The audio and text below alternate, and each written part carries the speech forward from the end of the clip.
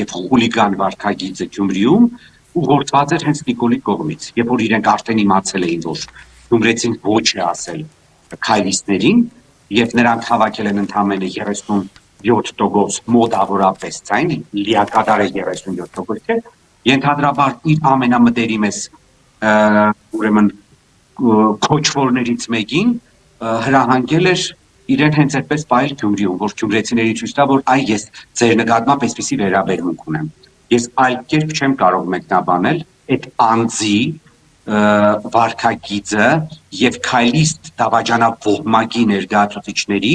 ծպտուն չհանելը։ Հələ թող ընդդիմադիրներից մեկը իրեն այդ ձև պահեր որևէ բնակավայրում։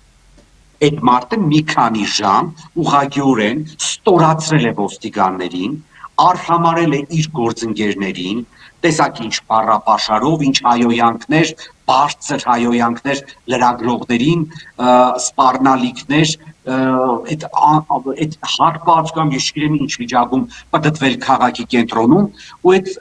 խղճուկ ոստիկանների վարքագիծը, խղճուկ քայլիստների եւ քայլիստամերձ շրջապատի վարքագիծը, որ գնում էին դրան պարոն Գաբրիելյան են ասում,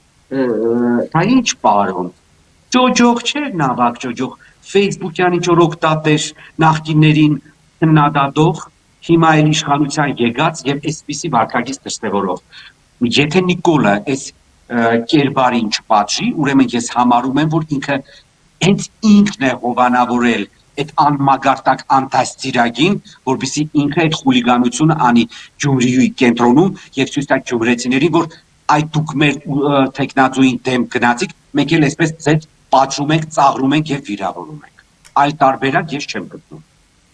Ասենք հələ թող սովորական մահկանացուն այդպիսի վարքագիծ դրսևորել ու ասեմ այդ հարբածը մենակ ինքը չէր, այնտեղ եւս մի 2-3 հոգի հարբած կամ չգիտես ինչ վիճակում գտնվող անձինք կային, որոնց հետևից ոստիկանները վազում էին,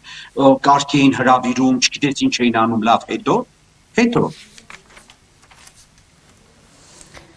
իդեպ ասեմ, եթե պատժի էլ համոզված եմ, եթե պատժի էլ, չնայած չեմ հավատում, որ կպատժի, միայն կպատժի նրա համար, որ